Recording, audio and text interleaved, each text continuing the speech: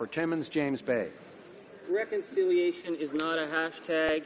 It's not a bumper sticker on a Liberal car. It is about recognizing the Section 35 constitutional rights of Indigenous people in this country. And yet yesterday, when my colleague from Abitibi Bay, James Nunvik, EU, asked about the failure of this government to consult Indigenous people about their Section 35 rights on Kinder Morgan, the government didn't even bother to respond. So I'd like to ask them on the record, do they believe that in the case of Kinder Morgan, the Section 35 rights of Indigenous people in Canada must be respected? Honourable Minister of Natural Resources. The government responded to the Federal Court of Appeal decision in the Northern Gateway case that said there was insufficient consultation by the Harper government. It made absolutely no sense for us to use the same process. So we added 4 months more of consultation with Indigenous communities up and down the line.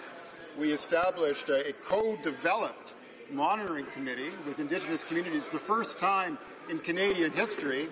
Many Indigenous peoples have been involved and will benefit as we share prosperity in our energy sector. Honourable Member for Timmins, James Bay. Okay, here's the facts, my friend.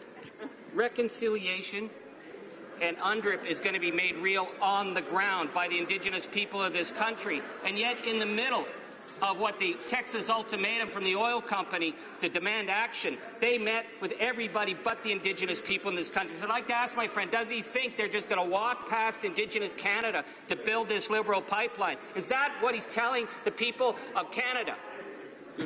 Honourable Minister of Natural Resources. Mr. Speaker, we met with 118 Indigenous communities. 43 have signed benefit agreements, 33 of them in the province of British Columbia. And as the member knows, there is not unanimity on this file, not within political parties and not within communities. Ultimately, a decision has to be taken by one government in Canada's interests. We have made that decision, and the arguments, I'm sure, are very well known to many Canadians.